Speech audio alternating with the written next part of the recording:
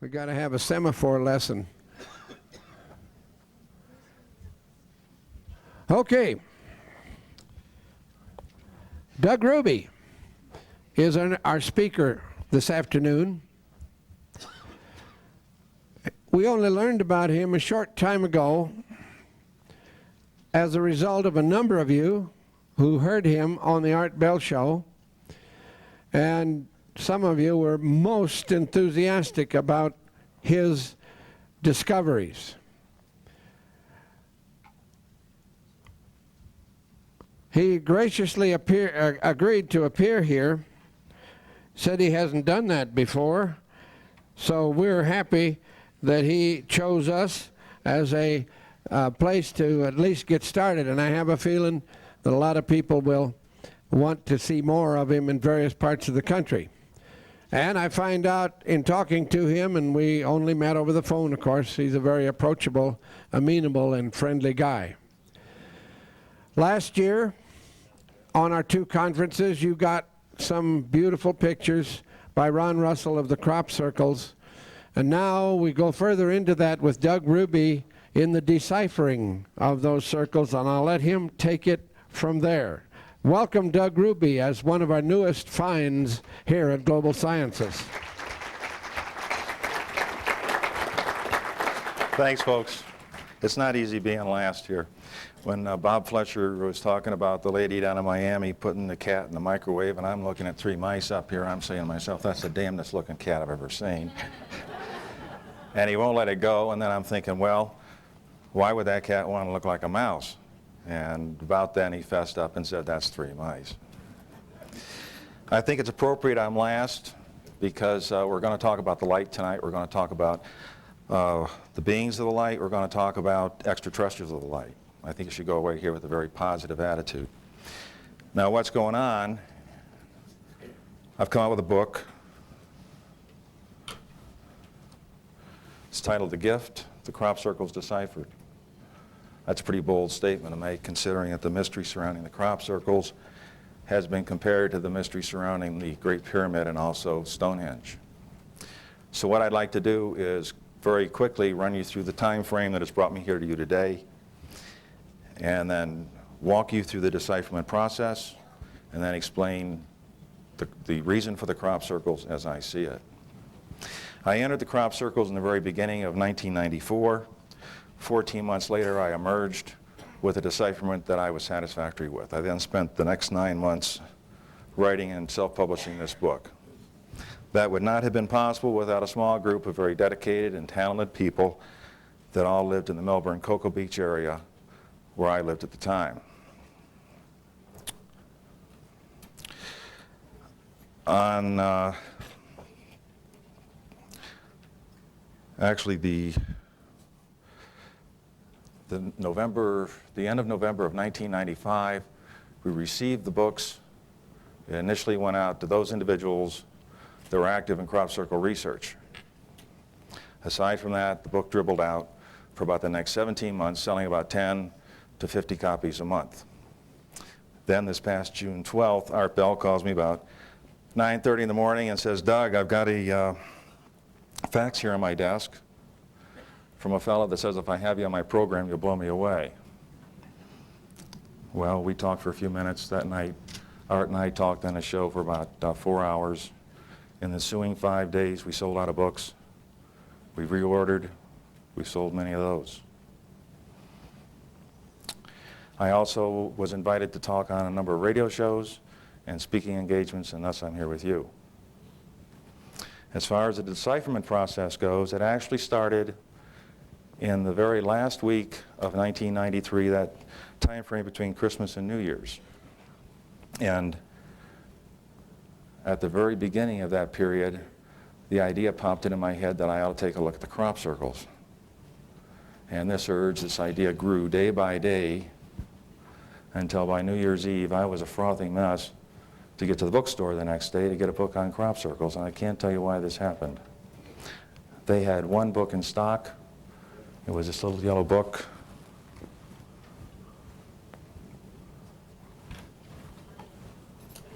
I'm pushing it. Oh, I'm sorry. We're-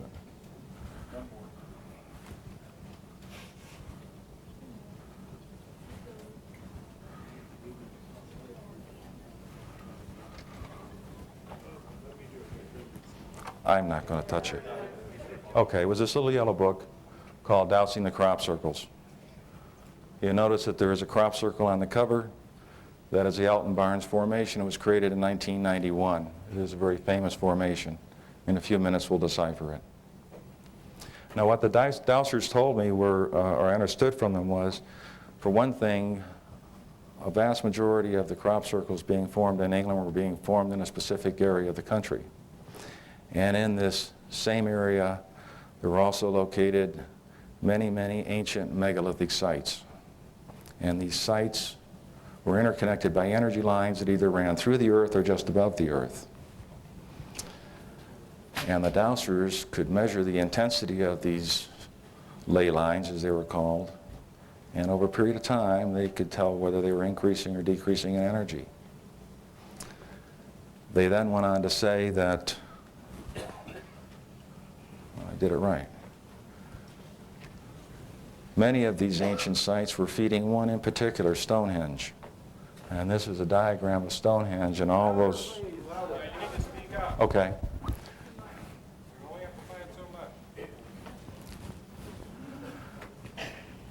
And all of these lines that you see coming in to Stonehenge are feeding energy into Stonehenge.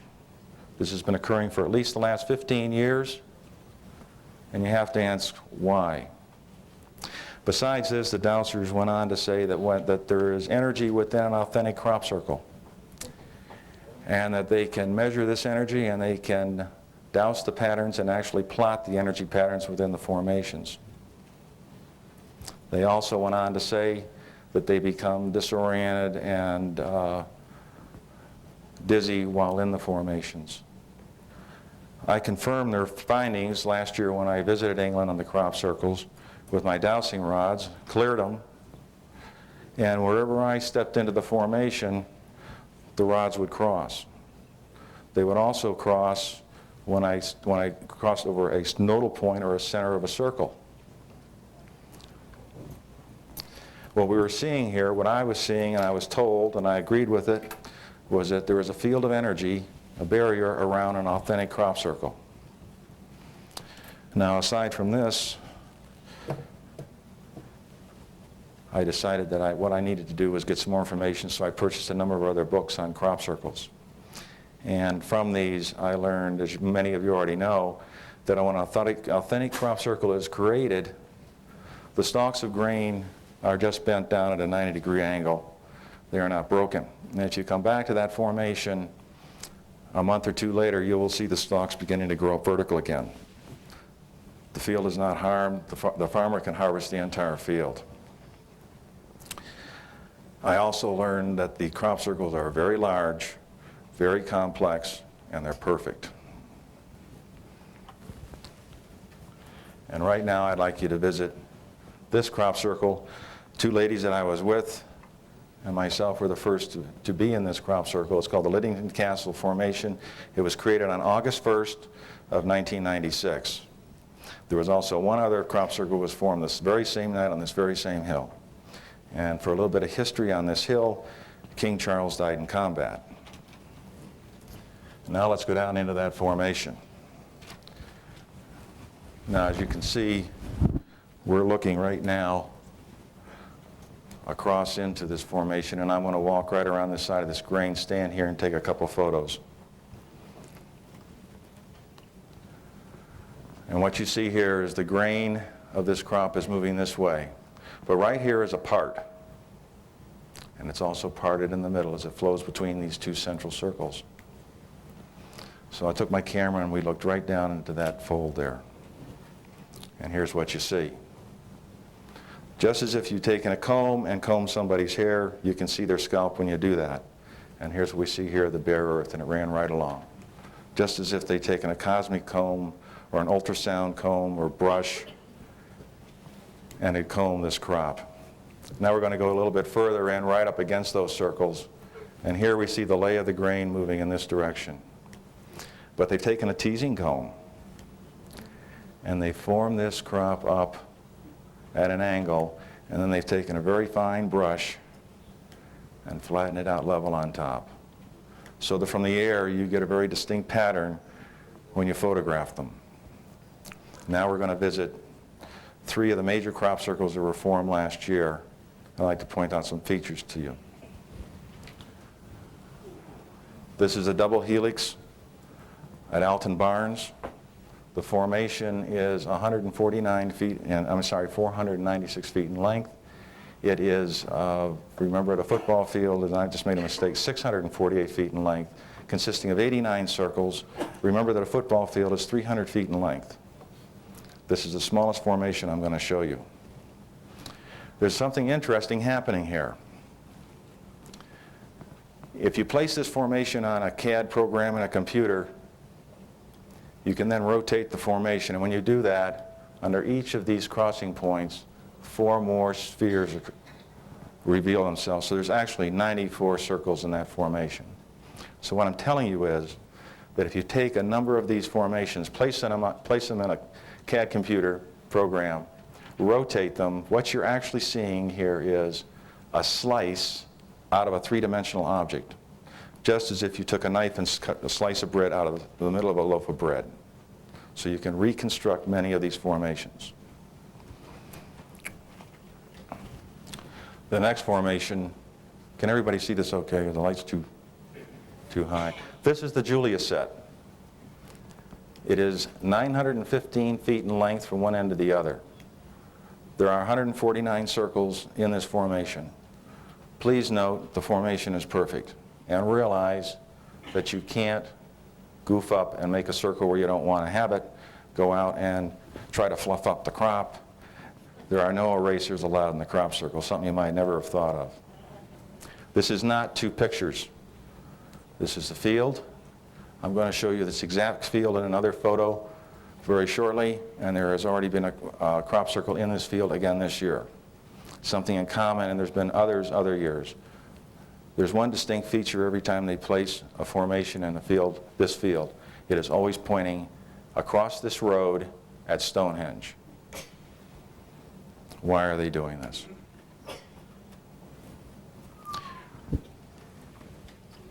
The third formation is the triple spiral Julia set. This formation is 500 feet across from one side to the other, in excess of that actually. It was immeasurable. There are 193 circles in this formation. To give you an idea of the size of it, that's a, if I can hold my pointer just close enough, that's a person. That's a person standing in that field. Now note in this formation that the center of each circle is very well delineated. How did they do that? And again, notice that there are no mistakes. Let's go down in that formation. I'm standing in it, and at the very center of each of the circles, they have left the standing crop. And that's what you saw from the air. The formation was perfect when it was initially made, and there were not these little holes in it where people walked around it. Now, to give you an idea of the size of them, I have turned around with my camera and I'm taking a picture across the field in that formation from that same circle I was just standing in, which is by far not at one of the extremities of one of the arms. That is a person in that formation. That is a person in that formation, and all these people. When you are standing in one of these formations, I don't care which one it is, you will not know what it is from the ground. And I had several people come up to me that day and ask me what it was, because I think word had got around that I had a diagram of it that Peter Sorensen, who draws these on his computer, had given me the night before at the Barge Inn. Besides this information, I also knew that no one had ever witnessed a crop circle being formed, and if any of you have seen the Oliver Council video of a formation being formed, it is a proven fake.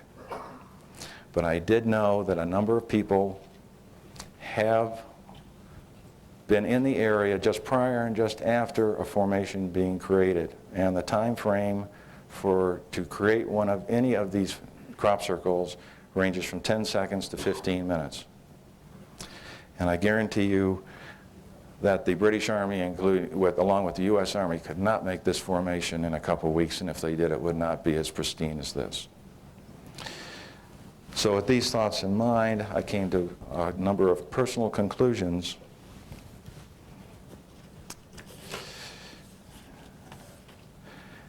And they are that the vast majority of crop circles were not being formed by hoaxsters, but rather by a very high form of intelligence which was exhibiting an advanced state of technology to create them. Thirdly, this intelligence was communicating with us through the crop circles. The $64,000 question was, why wasn't anyone deciphering them? And with that thought, I decided I needed an analogy here on the planet that would parallel what I'm seeing here, that I have very possibly an extraterrestrial intelligence trying to communicate with me, and could I find something here that equated with it? And what I came up with was the dolphins and the orcas and the trainers at SeaWorld. Here I saw two very distinct species that had their own distinct language, yet they were communicating very well with each other, and it was through hand signals, a visual signal, just as we were getting here. I took this thought a bit farther, and I said to myself, the dolphin show didn't start or occur overnight. They just didn't put the dolphins and the orcas in the tank and say, let's go guys in the morning. This took months and years of training and constant communication between the two species. And of course, this meant that it started with very simple hand signals. To build to the complex hand signals for a dolphin to know whether to do 1 flip, 2 flips, 3 flips, a back flip, whatever you want. So there I discovered what everybody was missing. They were looking at the entire dolphin show. They were looking at all the crop circles. And from this I knew that where I would find the answers in the very simple formations. And therefore I looked for the simplest of the simple formations. And the one I chose was this double interrupted ringer created at the Longwood Estate in 1990. And as I looked at this and reading in the book, I realized that the formation was 100 feet in diameter. And I said, well, if I'm going to look at this, I'd have to be a giant in the field. And if I was a giant in the field and looked and saw it, what would I do? My natural reaction would be to bend down, pick it up, and hold it in my hand. But I knew I couldn't do this, so what I did is I made a drawing of it, and I cut it out, and I put it on a little piece of cardboard. Now I could hold it in my hand. And I'm thinking to myself, what in the world would they want me to do with this? And as I'm mulling around and walking around my apartment with it, I did something just naturally, not even thinking, and I spun it in my hand. I flipped it up and I spun it because I wanted to see if the interrupted rings would become continuous rings. And they did. And from that small portal, I entered the crop circles. Because what I did was I then came to some further conclusions. And they were that I was correct in my approach. The answers would lie in the simple and the obvious. All I had to do was make small models of the formations and they would lead me to the answers. Just as in the case of the dolphins and trainers, the simple formations would provide the instructions to decipher the complex ones. The crop circle creators were communicating through this basic logic in its simplest form. And fourthly, this crop circle had a very straightforward message. The formations were meant to be spun. I then decided to find the next simplest crop circle I could find, and I chose the 6-petal flower. It was created in 1991. Notice that there are a couple of eyebrows attached to this, and there's a story with that, and we don't have time to go in with it right now, but I made this little model, just like the last one, but I've got those little appendages on it, and now I can't flip it in my hand anymore because it's way out of balance. So what I did is I put it on a post, a dowel. And now I could roll it in my hands and I could see what the pattern is it makes. And that's the pattern it made. So I observed this and said, well, let's just try one more for the fun of it. A little more complex. Another formation, 200 feet across, created 1991, and now we've got some really long appendages on it, and now I can't even put it on a dowel in my hand and hold it because it's so far out of balance. So I left the crop circles for a few days and built a spinning machine. Now I could place the shaft in the spinning machine, and I eliminated the vibration, and this worked great. At this point I said to myself, well, what do I have here? And I took stock of that, and I said, well, I've got 3 crop circles that I have placed on a dowel or a shaft, and I've been spinning them. So I said to myself, and I really made a little mistake here when I jumped ahead on, but I said, I want to look at a big one. And I did just that, and I chose the simplest one I could find. And here we are with the Alton Barnes formation that you just saw on the cover of Dowsing the Crop Circles. At the time, I did not realize it, but the Crowley formation that was formed in 1990 would come into play with this deciphering process. As I looked at this Alton Barnes formation, I saw some commonalities between what I had just done and this formation, and you can see them too. I just mounted three crop circle discs on dowels or posts, and here the post is already included in the formation. Only my formations I had mounted at a 90 degree on that post, and these were horizontal. Well, I got to thinking about that, and I said, well, the crop circle creators only have 2 dimensions to work in a field, and if they put this circle vertical into the ground, the only thing that we would see is a straight line in the ground, and that's not going to show you anything.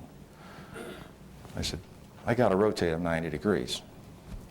So I took a diagram of that Alton Barnes formation, and I cut the disc out, all 3 of them,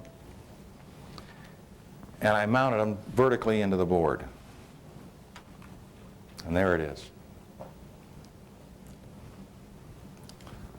All 3 discs. I then decided, well, if I was in the field and they had made it that way, the first thing, and I saw it sticking out of the field like that, the first thing I do is walk over and pick it up. So I did. And now I've got it in my hand, and I'm thinking, what do they want me to do with this thing now? So for the fun of it, I slid these 2 center discs towards the center one until they hit the disc, just for the fun of it. And this is what I ended up with, a nice little pancake. And I said, well, this isn't right. But then I remembered the Crowley diagram, the Crowley crop circle. And here's what I did. The only difference between these 2 formations essentially is that the Alton Barnes formation has these 2 floating circles off to the edge of it that Crowley does not have, but Crowley has these 4 vertical spacers. So I added those 4 vertical spacers to the Alton Barnes, and it's a simple addition, and there is the Alton Barnes, and I swiped these off of it. I then placed it back on the diagram with the vertical bars. And there's what I had. I then picked it up off the diagram, slid the 2 outer discs towards the center disc, and here's what I ended up with. I said, wow. Notice that I've added the 2 floating spheres from Alton Barnes to the model. And here is a bottom view of it. Notice that that bottom little disc with a ring on it is flush up against that center disc. I knew they were supposed to be spun. I spun it. Here's what had happened. All of a sudden, I've got some sort of an energy field created by that spinning sphere both above and below the model. And the center of the model has now transformed into 3-dimensional form, but I'm getting an energy field of some sort inside of it. In the book, I do it this way. And it's real simple. Take the Alton Barnes and the Crawley. We've already combined the two. We rotate the disc 90 degrees, which is what you see here in B.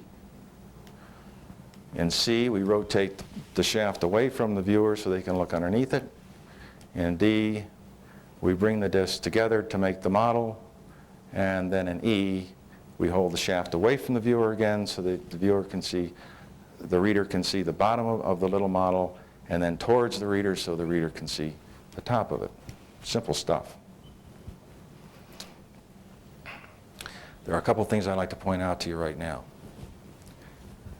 To me, the most important crop circle ever made is the Alton Barnes formation. And the reason is because it lends 2 points of continuity which flows through the entire maze which we're about to enter to a certain degree. We have a top disc, a center disc, and a bottom disc. And this will become more apparent to you as you begin to see the addition that goes on here and the reinforcement of the education. Also, the top disc is solid. The center disc has a ring around it, and the bottom disc has a ring around it. And the top disc is smaller than the center disc, but larger than the bottom disc. So those 2 points flow through and give you continuity through the maze that we're about to enter. I then decide to look at another grouping of pictograms. These are called the insectograms for the simple reason the English say, well, they look like insects. There's a clue here. You don't even think about it. They wouldn't look proper any other way, would they? That's the top of it and that's the bottom of it, because they made it look like an insect. So you know that's the top disc and that's the bottom disc on these. Now the first one we're going to look at is Barnhead, and we're going to see a couple more clues here. And here we are. Both discs here are the same size. But notice there are no 4 spacers anymore to separate the discs when I close them. What's supposed to happen? Now what we're about to do smacks of something we all did when we were children. When you got a box of cereal, a lot of times there was a little cardboard in it, and you punched it out, and there was a little truck or a car or a bus, etc., and you could fold it and put it together. And something would pop up on it. They're doing the same thing here. So let's go to the diagram and I'll show that to you. Oh, sorry. What happens is, when the discs rotate 90 degrees, we had to show it this way, otherwise we've got the same problem as the crop circle creators had with 2 dimensions. We fold, the antennae fold up against the center post.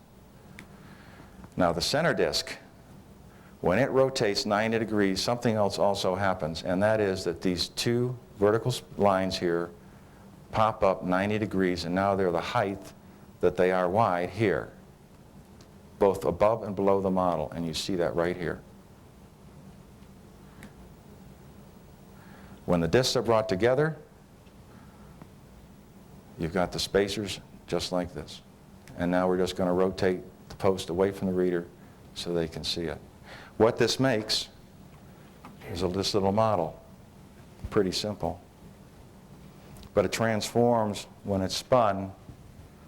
I want to regress just one second. I want to point something out to you. Notice the thickness of these discs. They're the exact thickness of the spacers that I just showed you.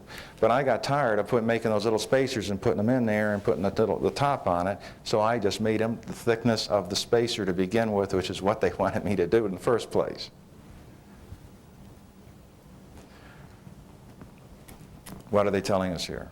There's some sort of a field above this little model and a field below this little model. And that field appears as if it's not just meant to be just in the area of that top disc. It's pointing out at this ring on the center disc. We now visit the Stonehenge insectogram, and here it is in the field.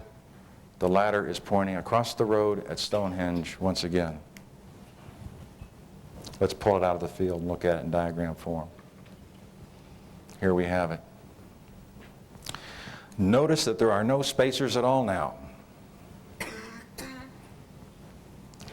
But let's go back real quick, and we're going to find out where they are. I'm going the wrong way. No, I'm not.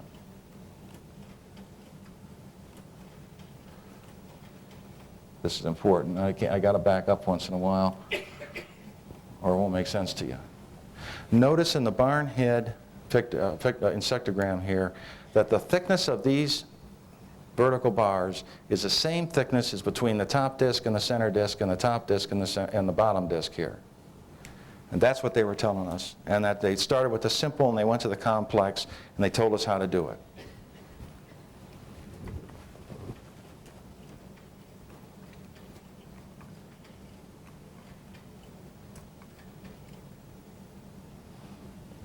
So now what you're going to see is that the spacers between the thickness of the top disc is actually this distance right here between the two rings, and the bottom disc is these two rings.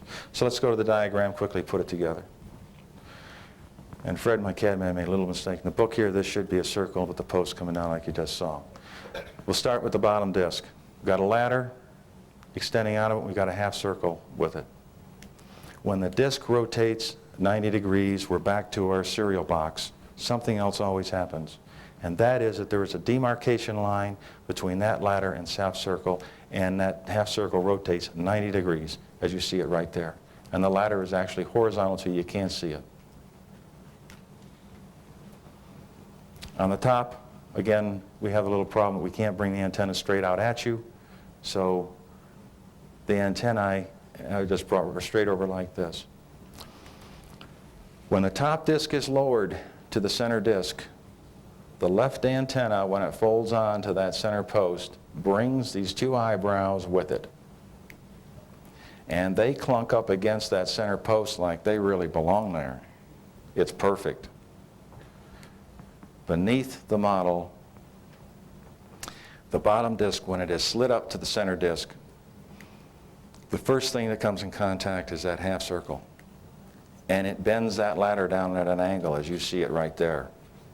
Now that might look wacky to you right now.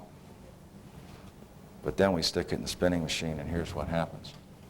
I'm sorry, there's the model. And here is the model spun. Oh, sorry, bottom view. I'll give you a look at that real quick. There's the spinning of the, on the top view. I want to point out something here, and that is that the top two antennae are now forming, with those two spheres there, are now forming a donut or a torus around that center post. And we have a large disk stored charge which has a ring around it, which you can see through right here. And we see this many times again. And now you can see this whirling field created by that ladder beneath the ship. And I believe, no, I think what I've done is got this thing upside down here. Okay. It's just the opposite of mine. I'm having a hell of a time here with this thing. It won't go the right direction. I have to manually reverse it if that's what you're trying to do. No. I can't get it to go backwards. Yeah, I got it backwards. How many back? I want to go back to my original slide. All right. Now I want to spin it again.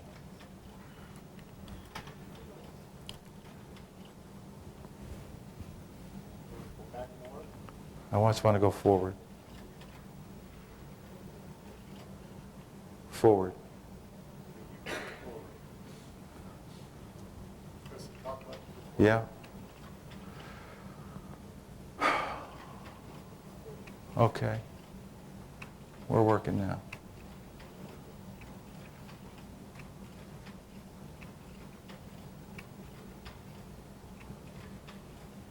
There's a horizontal view of it. Notice the cone formed by that ladder at that specific angle under this model, and the rings in it due to the ladder. Here's the top view you just saw. Now we're going to move on to another set of formations And as you just saw in the previous one, once you've solved one, they all solve the same way, and they've got a couple little catches here and there. And the same thing's going to happen here. These are called the key diagrams, and what you have is they each have a key. Notice that there are no spacers here. So what do?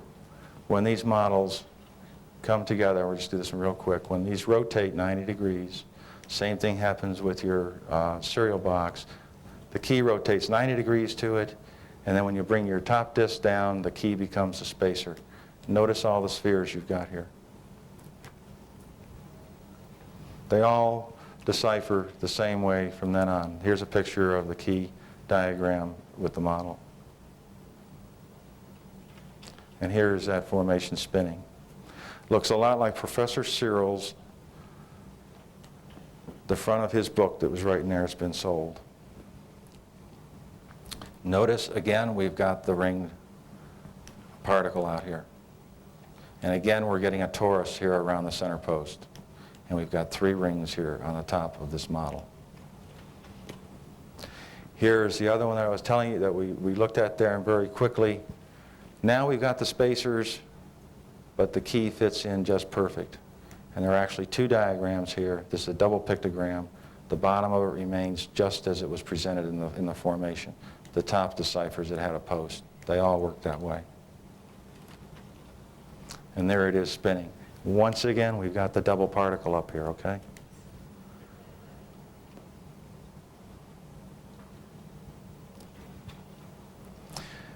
Sometime during this deciphering process that we just talked to you about, something hit me that I remembered reading, and it was from Harbingers of World Change. And it was at this point that the phenomena took a 90-degree angle on me and went straight up theologically, and it hasn't stopped. And it all came about from some writing in the Harbingers of World Change called Word from the Watchers, and it was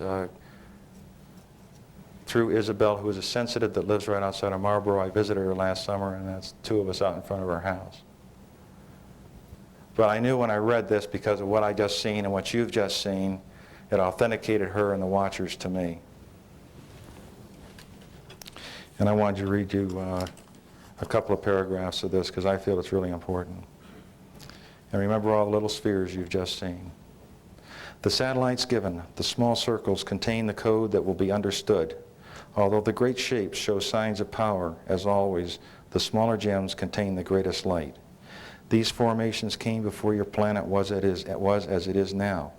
The formations are like molecular structures and blueprints, like a form of Morse code, and some will be used to unravel this information, and scientists will be able to use it and put it into practice. It will be possible to use this new form of energy within your lifetimes. In 17 summers, that was from 1990. The unraveling will start before then. Second paragraph. This new source of energy is now being created, and certain beings are being prepared to understand the messages being projected at this time. Some scientists are very close to the answer, an energy machine.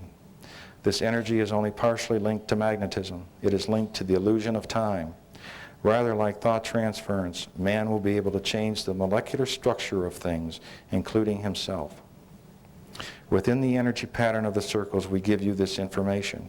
You humans do not believe your dreams and inspirations, so other methods have to be used. This will happen by the right people being drawn into the understanding. Some of you will be necessary to sit at the sidelines injecting love and light, and only a few will be involved totally. And one last quick paragraph. In all things you are linked, an invisible web joining all to all and us to you. Therefore, work is done for those who may be weaker links in the chain.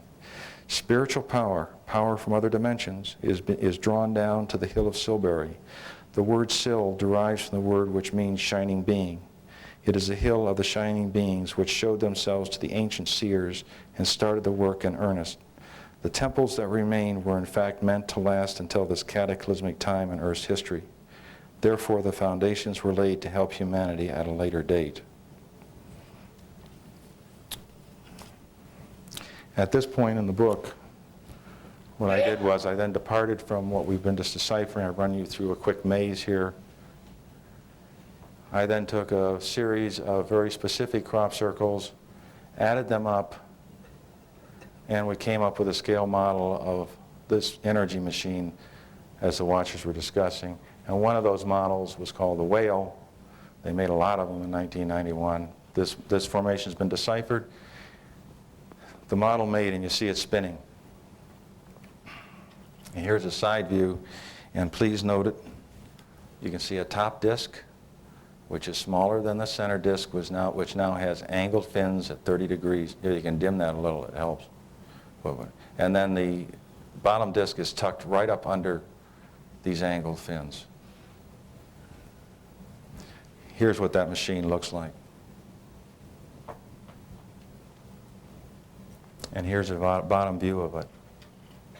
That's a plain vanilla, just born energy machine out of the crop circles. Notice that the bottom disk, as you've been seeing all along, is tucked right up under that center disk. And now I'm going to do something. I'm going to reverse.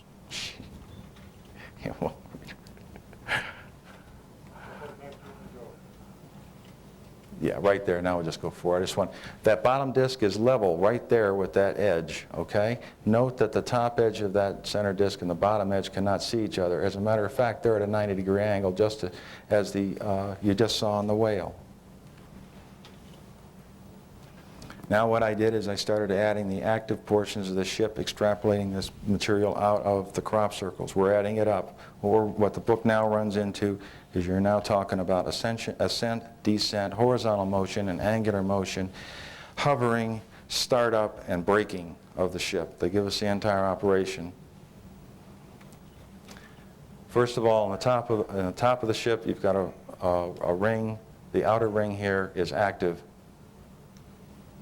The rest is also, but it's only used in startup, what I see right now. On the bottom portion, that outer ring on the top comes right around the bottom, but they can't see each other. And you've also got a center ring here. I then added some half domes that again came right out of the crop circles. And the plain vanilla model with those domes on it looked like this.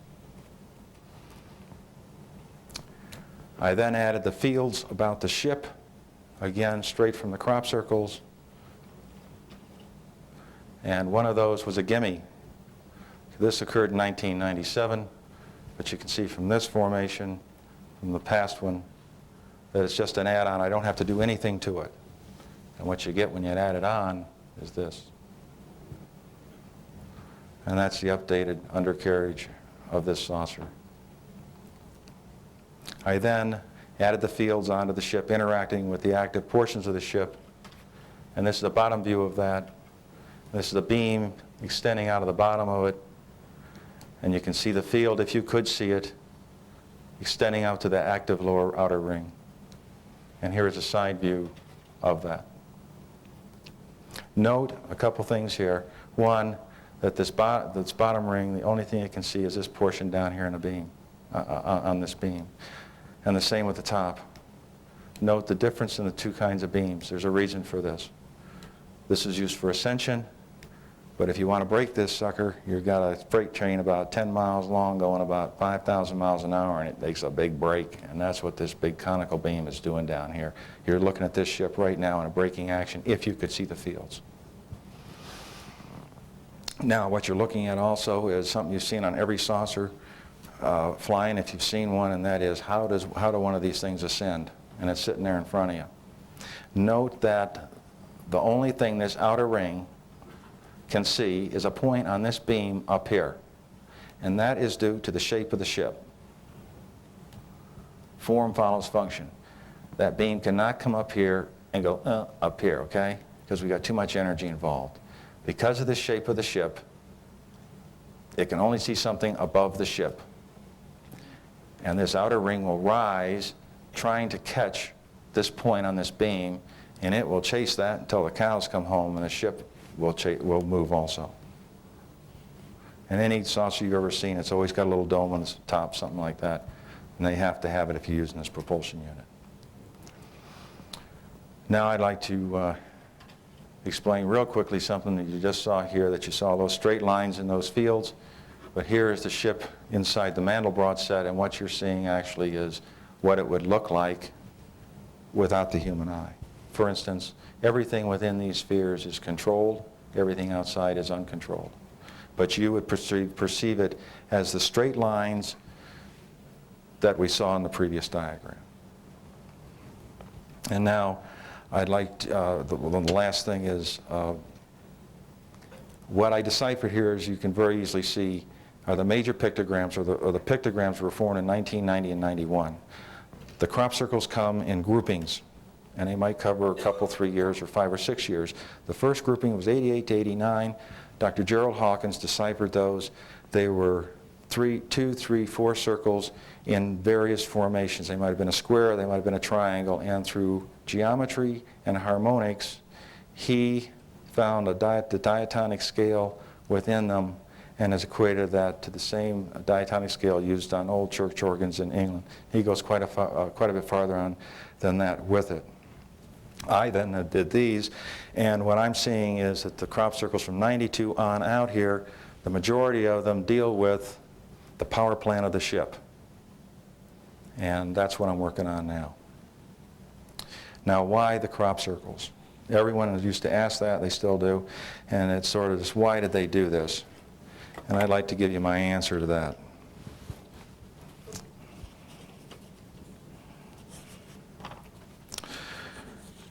First, I do not believe that they could find a common denominator amongst us. We do not have one race, religion, or government.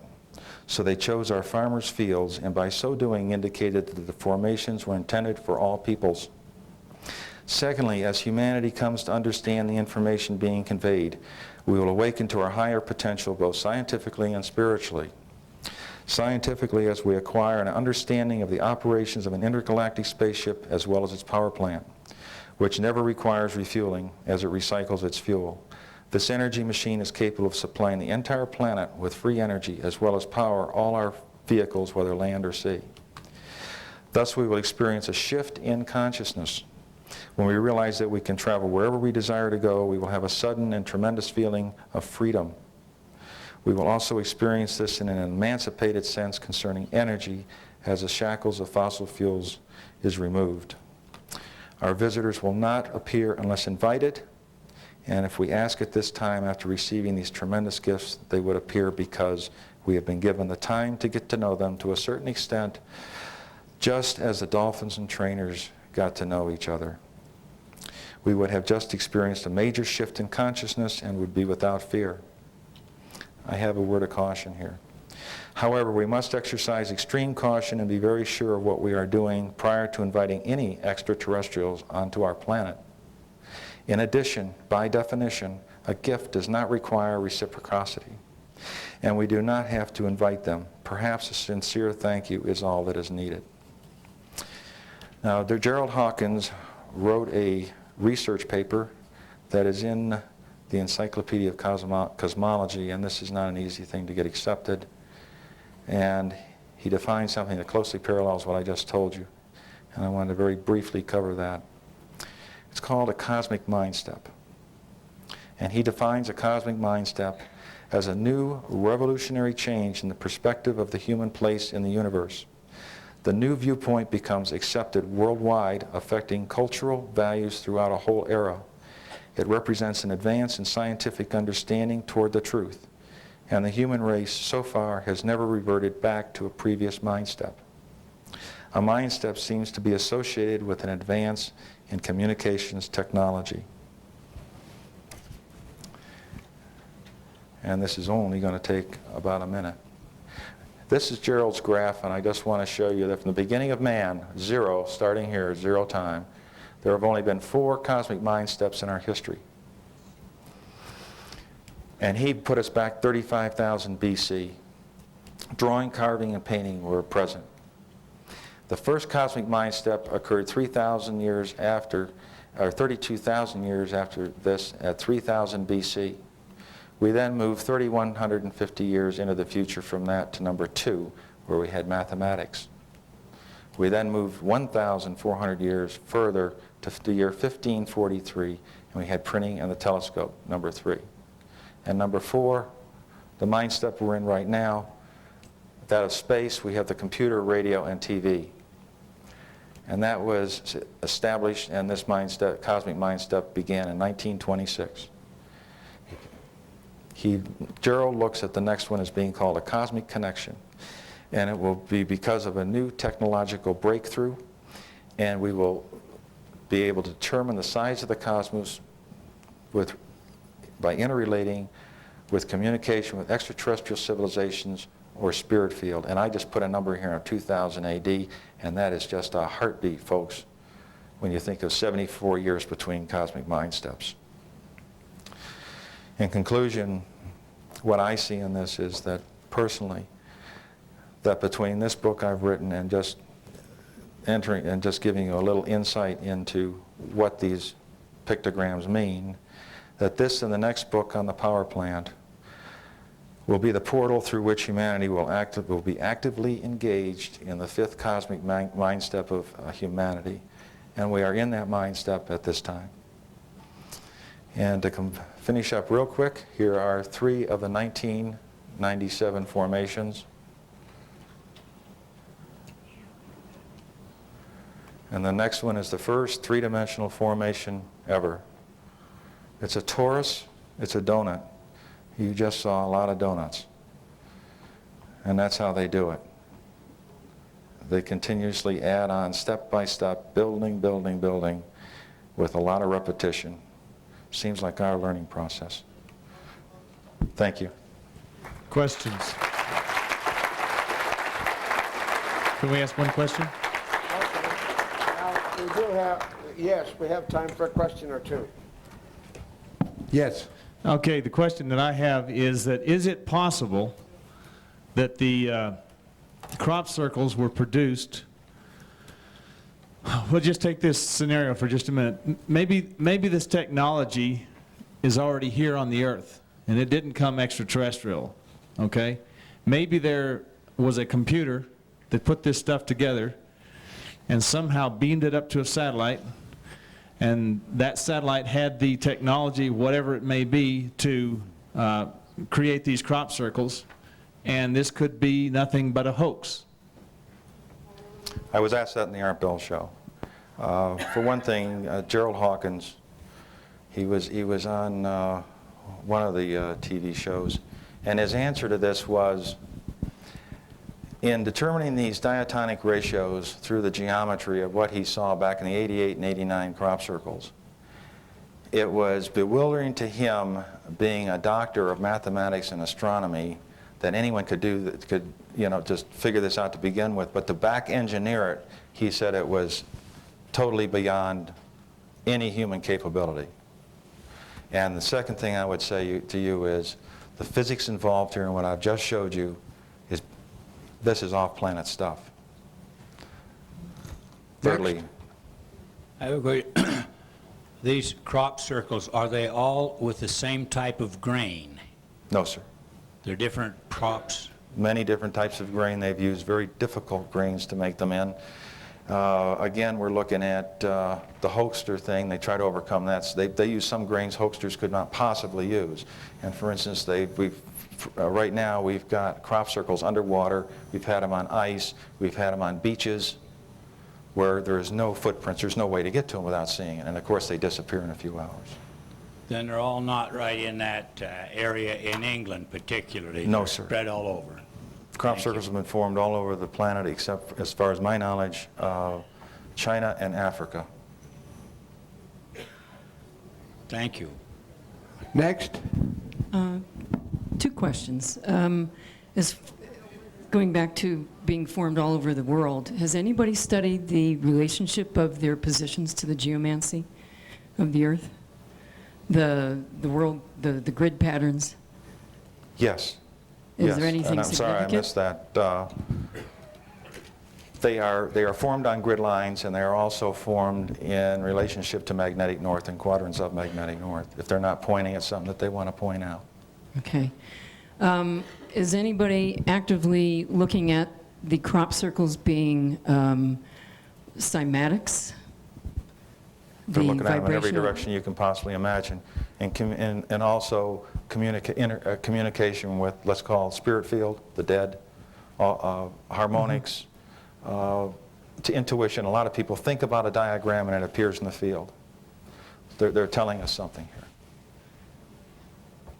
As far as, are you talking about a language here, a specific No, language? cymatics is the study of the vibrational energy that's given off by any shape or form, and the harmonics of that. Yes, as a matter of fact, I just got the newsletter from Colin Andrews, and half the newsletter was attributed to that. And it's talking about these vibrations and how they can heal ecosystems. They're doing this in Germany, et cetera, right now. Right, and perhaps these formations, these crop circles, as cymatics formations are whatever may be caused by plasma vortexes that are here to heal the Earth. Who knows? I don't know if plasma vortexes can make this stuff, but what I do know that there are many, many messages. I've just scratched the surface, and so has Gerald Hawkins. Right. There are so many messages in these, and there's so many different uses for them, because these beings are so intelligent, so much beyond us, that it just boggles your mind when you get into the phenomenon. One more question, please. Yes, sir. I'd like to know, do these work in three-dimensional forms as well as a flat circle? Would it work with an orb as well, a three-dimensional orb? You're absolutely correct. There are some folks working that are deep into geometry and using spheres instead of discs, and looking at the ratios and fulcrums on this, they're coming up with some terrific material. So when you spin it in 3 dimensions, does it come out similar to what you're getting here? They aren't spinning the stuff, they're just doing these measurements. Have you tried to spin them in 3-dimensional forms? Spheres? Yeah. No. You might No, I want to haven't. try it. Thank you. Okay. Got a quick one? Very quick.